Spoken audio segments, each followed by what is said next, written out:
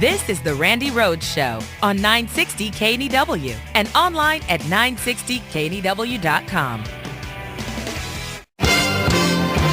Hi there, Richard Thorndyke, BS News, for this Monday, the 27th of February, in the leap year 2012. And away we go!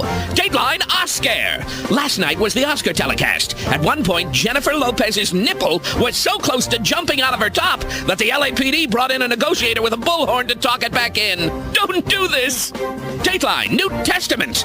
Newt Gingrich told a church congregation in Georgia that his life, quote, at times fell short of the glory of God. To be more precise, way short. Nobody knows the actual answer to the question, what would Jesus do? But you can bet your ass it wouldn't be anything Newt Gingrich has ever done. Dateline, the loose apple. New figures show the suicide rate for New York City is only half that of the nation as a whole.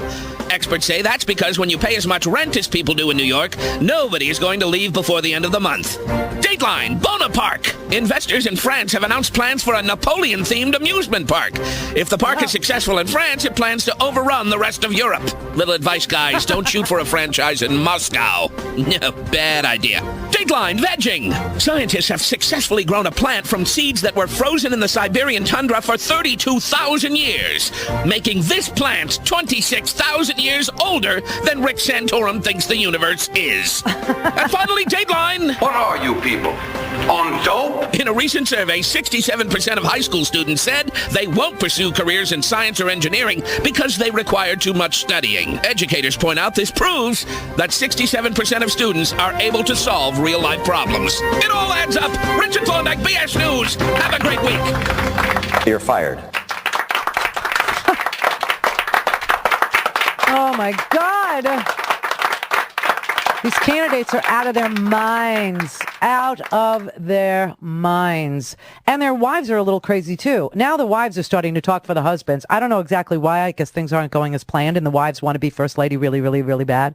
So Karen Santorum showed up on Glenn Beck's show, and Ann Romney showed up on a stage somewhere and said that she's not going to... Now, this would be funny, except that we probably saw the last of the GOP presidential debates last week, but she said if there is another one, that she won't let Mitt go. She's going to tell him what to do. Maybe I should just do all the talking and let him just stand here and watch me. I've also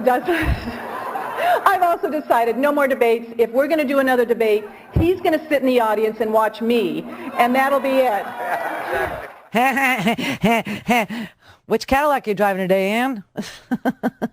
And then you had Karen Santorum on Glenn Beck saying that it is God's will that Rick become president. When we spoke, 3 months ago, you were at 2%, 3%. Why is this happening? I personally think this is God's will. I think he has us on a path, and I do think there's a lot more happening than what we're seeing.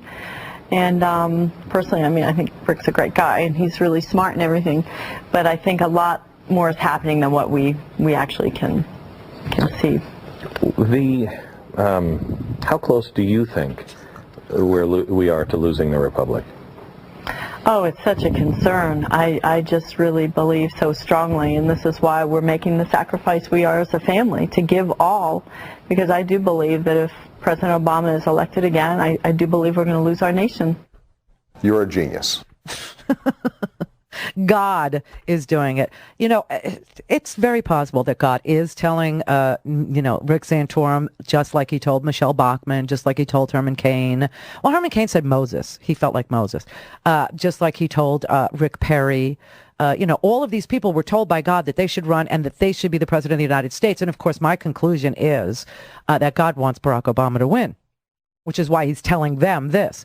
But because God is strategic, probably has a college education. But Rick Santorum, I swear to God, is talking about just college indoctrination, how people of faith start college and then 62% of them finish college without any faith. It just sucks the faith out of them. So apparently they're not going to Regent University.